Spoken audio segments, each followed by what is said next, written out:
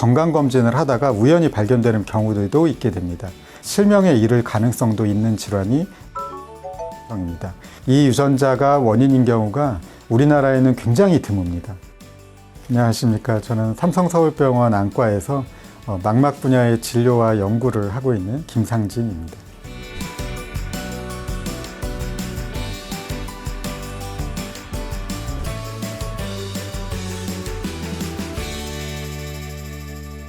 기본적으로는 이제 유전 질환이 되겠습니다. 그래서 망막에서 빛을 감지하는 광소형체 세포나 아니면 이 세포를 도와주는 역할을 하는 망막 색소상피 세포라고 하는 이 세포들의 어떤 유전자의 변이로 인해서 기능이 떨어지게 되면은 나타나는 병이 되겠습니다. 굉장히 드문 질환이기 때문에 희귀 질환이라고 분류가 되어 있고요. 우리나라에서의 빈도는 4,000명 정도의 한 명꼴로 발생을 한다라고 그렇게 파악을 하고 있습니다. 망막 색소 변성은 이제 다른 용어로는 색소 망막염이라고도 하는데 사실 정확하게는 염증성 질환은 아니기 때문에 망막 색소 변성이라고 하는 게 정확한 용어가 되겠고요. 영어로는 이제 레티나이티스 피그멘토사라고 얘기를 하는데 그래서 많은 환자분들도 약자로 RP라고 말씀을 하실 때가 많이 있습니다. 원인 유전자가 지금까지 확인된 것만 해도 거의 100개가 넘는 굉장히 많은 수의 원인 유전자들이 보고가 되고 있고 그 어떤 유전자가 원인이냐에 따라서 병의 증상이나 진행 경과나 이런 것들이 굉장히 많은 차이를 보이게 됩니다. 환자의 유전적인 원인에 따라서 그리고 개인의 특성에 따라서 굉장히 많은 편차를 보일 수 있는 그래서 개인 간의 차이가 굉장히 큰 그런 질환이 되겠습니다. 망막 색소 변성을 가지고 있는 환자분들은 대부분 이제 심한 야맹증이 나타나게 됩니다. 그래서 야맹증부터 시작이 돼서 나중에는 시야가 점점 좁아지는 증상까지 느끼게 되는데 이 야맹증이라는 게 아주 심하지 않은 경우는 본인이 야맹증을 모르고 지내는 분들도 많습니다. 다른 사람이 어두운 환경에서 나보다 얼마나 밝게 보이는지 더 어둡게 느끼는지를 서로 간에 비교를 하는 것은 사실상 거의 불가능한 것이기 때문에 스스로 야맹증이 있다라고 느끼지 못하는 경우들도 많이 있게 됩니다. 특히 환자가 어린 경우에는 아이가 내가 밤에 잘 안 보인다라고 얘기를 할 수는 없기 때문에 이제 주변에서 관찰을 잘 해주셔야 되는데 밤에 자기 전에 이제 불을 다 끈 다음에 아이가 엄마 아빠하고 비교해서 유난히 행동을 잘 못하거나 느리게 행동을 한다든가 이제 야간에 이제 가로등이나 이런 조명이 없는 야외에서 유난히 잘 안 보이고 더듬거리는 행동을 한다든가 이럴 때 이제 야맹증을 의심을 해봐야 되겠고 어느 시점이 되면은 망막 색소 변성이 있는 환자분들은 어두울 때 낮에 비해서 행동하는 것이 상당히 불편하다는 걸 느끼게 되고 그 시점에서는 시야 검사를 해보면 정상에 비해서는 시야가 좁아져 있는 경우가 상당히 많이 있게 됩니다. 일반적으로는 시야 각도가 대략 20도 이내로 좁아지기 전까지는 본인이 시야가 좁다라는 느낌을 못 느끼는 경우가 상당히 흔합니다. 시야가 20도 이내로 좁아지게 되면은 이제 물체가 가장자리에서 중심부로 이동을 할 때 빨리 안 느껴지다 보니까는 심한 경우에는 옆에 있는 사람하고 이제 쉽게 부딪힌다든가 바닥에 물체가 있는데 모르고 지나가다가 걸려 넘어진다든가 공 같은 물체가 빠르게 날아가는데 어디로 날아갔는지 빨리 파악이 안 된다든가 이런 식으로 증상을 느끼게 되고 아주 심해지게 되면은 우리가 터널 시야라고까지 표현을 하게 되는데 중심부밖에 보이지 않는 이런 현상까지 나타나게 됩니다. 더 진행이 되면은 중심 시력까지 점점 떨어지는 경우들이 있게 되고 심한 경우에는 실명에까지도 이를 수 있는 질환이 망막 색소 변성이 되겠습니다. 눈 속에 망막에 사진 촬영을 하는 안저 사진 촬영을 하거나 안저 자가용광 사진도 찍게 되고 망막의 단면의 미세 구조를 관찰하는 빛 간섭 단층 촬영이라고 하는 OCT라고 이제 흔히 얘기하는 검사도 하게 되고요. 더 중요한 검사들은 망막 전이도라고 하는 망막 세포의 기능을 보는 검사하고 이제 시야 각도가 얼마나 좁아져 있는지 측정하는 시야 검사 이제 이런 검사들을 통해서 망막 색소 변성인지 확진을 하게 됩니다. 망막 색소 변성이라고 일단 임상적으로 진단이 된 이후에는 그것의 원인을 정확하게 확인하기 위해서 많은 원인 유전자 중에 내가 어떤 유전자 때문에 이 병이 발생을 했는지 보는 유전자 검사도 현재는 가능하겠습니다. 과거의 망막 색소 변성에 대해서는 특별한 치료 방법이 없었던 것이 사실입니다. 이 병은 실명할 수 있는 질환이고 치료 방법이 없는 질환이다. 이런 얘기를 듣고 굉장히 많은 이제 좌절을 느꼈던 그런 병이 맞습니다. 사실 지금도 치료 방법이 그렇게 많이 나와 있는 것은 아니지만은 유전자 치료는 기본적으로 어떤 유전자의 기능이 저하가 되어 있으면 정상 유전자를 망막 세포에다가 넣어줘 가지고 그 기능을 대신할 수 있게 하거나 유전자 변이를 교정을 해 가지고 이제 원인을 해결을 해 줌으로써 망막 세포의 기능이 다시 어느 정도 회복이 되게 하거나 아니면 더 이상의 악화가 되는 것을 최대한 차단해 주기 위한 목적으로 개발이 되고 있는 치료 방법입니다. 그래서 현재 여러 가지 유전자를 대상으로 해가지고 치료제가 개발이 되고 있는데 지금 시점에서 치료제가 상용화가 되어 있는, 그래서 유전 진단이 되고 치료의 대상이 될 수 있는 조건에 만족을 한다면은 바로 치료를 받을 수 있는 이제 그런 유전자 치료에 대해서 좀 더 자세히 말씀을 드리겠습니다. 100개 넘는 많은 유전자가 이 병을 일으킬 수 있다라고 말씀을 드렸는데 그 중에 RPE65라고 하는 유전자가 있습니다.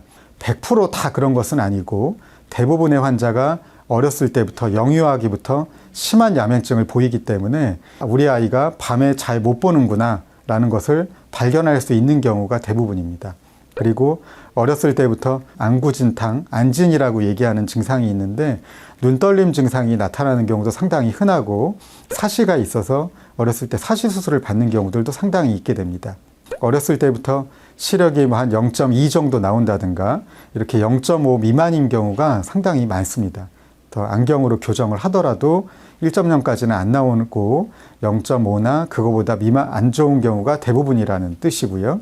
그래서 안과에서 약시라고 진단을 받는 경우들이 상당히 많은 게 RPE65 유전자의 특징인데 안과에 가도 망막질환이라는 걸 모르는 경우가 상당히 많은데 어렸을 때는 안저사진을 찍어도 좀 자세한 검사들을 하지 않으면은 별다른 이상 소견이 안 나타나는 경우도 상당히 있게 됩니다. 현재까지 전국적으로 RPE65 유전자가 원인으로 확인이 된 경우는 한 10명 내외 우리나라에서 현재까지 그 정도로 파악이 되고 있는 굉장히 드문 그런 유전자가 되겠습니다. 유전자 검사를 했는데 RPE65가 원인이라고 나오게 되면은 시야 검사라든가 시력도 좀 더 정밀하게 측정을 해봐야 되고 여러 가지 검사를 해가지고 치료의 대상이 될 수 있다고 판단이 되게 되면은 보험공단의 사전 심의를 받은 다음에 거기서 승인을 받게 되면 약을 우리나라로 이제 들여와가지고 수술적으로 약을 투여를 하게 됩니다. 유리체 절제술이라는 과정을 거쳐야 되는데 그래서 눈 속에 유리체를 제거를 하고 망막의 아래쪽에 약이 들어가야 되기 때문에 그쪽 부분에다가 약을 주입을 하는 그런 과정을 거치게 됩니다. 그래서 두 눈을 다 수술을 하게 되는 경우는 보통 일주일 정도의 간격을 두고 양쪽을 연달아서 수술을 하는 것이 일반적이 되겠습니다. 보통은 한 1, 2개월 정도가 지나면은 치료의 효과를 볼 수가 있기 때문에 시야 검사를 한다든가 좀 더 어두울 때 잘 볼 수 있는지 시야가 좀 더 넓어졌는지 이런 효과가 얼마나 나타났는지를 확인을 하게 됩니다. 거의 모든 망막 색소 변성 환자는 유전자 검사를 받아서 본인의 원인 유전자를 최대한 한번 확인을 해보고 앞으로 경과가 어떨지 예측을 하는데도 좀 도움이 될 수가 있고 눈 외에 몸의 다른 데에 이상 증상이 올 수 있는지도 확인하는 데 좀 도움이 될 수가 있겠습니다. 자녀한테 유전될 가능성이 어느 정도 있는지도 유전자 검사를 하면은 좀 더 정확하게 알 수가 있게 되겠습니다. RPE65 유전자에 해당되는 특징들이 내가 어느 정도 있는지를 먼저 확인을 한 다음에 유전자 검사를 받을지를 안과에서 이제 상의를 해보시는 게 좋겠습니다. RPE65가 원인인 경우는 대부분의 환자가 극심한 야맹증을 보인다는 점, 그리고 증상이 어려서부터 나타난다는 점, 대부분의 경우가 초등학생이나 이런 시절부터 중심 시력이 이미 좋지 않다는 점, 그래서 이런 경우에 해당이 된다라고 하면은 좀 더 적극적으로 유전자 검사를 해가지고 내가 치료의 대상이 될 수 있는지 확인을 해보시는 것이 좋겠습니다. 줄기세포 치료제라든가 이제 광유전학이라는 방법을 이용한 치료 방법도 임상시험이 진행 중이고 그거 외에 여러 가지 합성 물질을 이용한 치료 방법들도 임상시험이 진행 중이거나 여러 가지 치료제들이 개발이 진행이 되고 있습니다.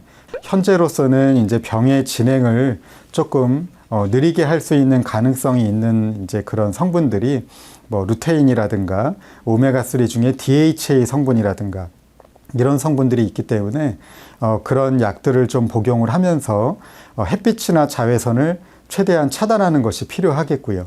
비타민 E 같은 경우는 오히려 이 병에는 해가 될 수 있는 가능성도 있기 때문에 비타민 E를 약으로 추가적으로 먹는 것은 하지 않는 것이 좋겠습니다. 어렸을 때는 사시도 잘 생길 수 있고 드물게는 안압이 올라가는 녹내장이 오는 분들도 있고 여러 가지 합병증이 올 수 있지만 제일 대표적인 것이 백내장과 황반부종이라고 하는 합병증이고요.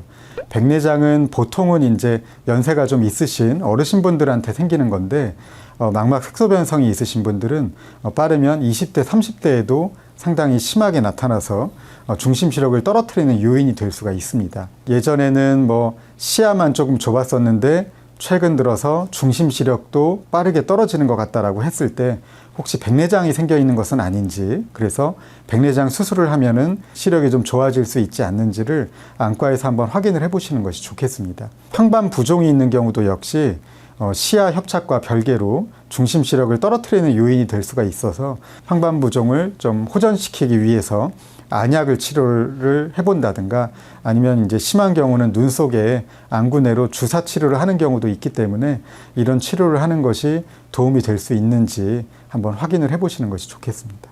치료제가 언제 나올까요? 이게 이제 가장 이제 궁금해 하시는 거고요. 그래서 그 다음으로는 내가 앞으로 어떻게 될까요? 라는 질문을 많이 하십니다.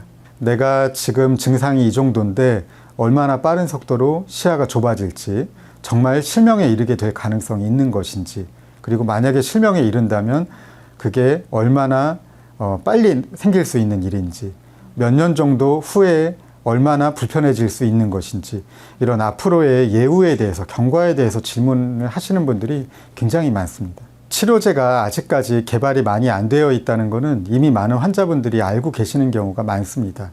그렇지만은 현재 임상시험 중이거나 개발되고 있는 치료 방법들이 과거하고는 비교할 수 없을 정도로 굉장히 많아졌기 때문에 앞으로 새로운 치료 방법이 나올 가능성이 높다는 것을 일단은 한 가지를 말씀을 드리고 싶고요. 보통 이 망막 색소 변성을 인터넷에 검색을 하시면은 실명에 결국은 이르게 된다라는 얘기가 굉장히 많이 나오게 됩니다.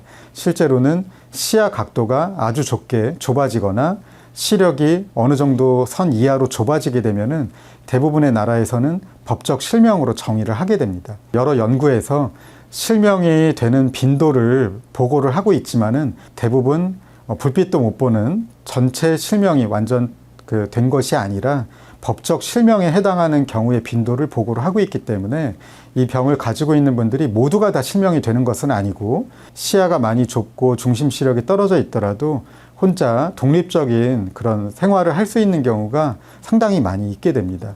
원인 유전자도 워낙 다양하고 개인 차이가 큰 병이기 때문에 다른 사람의 경과가 꼭 나한테도 적용될 수 있는 것은 아니다라는 것을 좀 이해를 한번 하시고 본인의 상태에 대해서 한 번쯤은 진료를 좀 정확하게 보시는 것이 필요할 것 같습니다.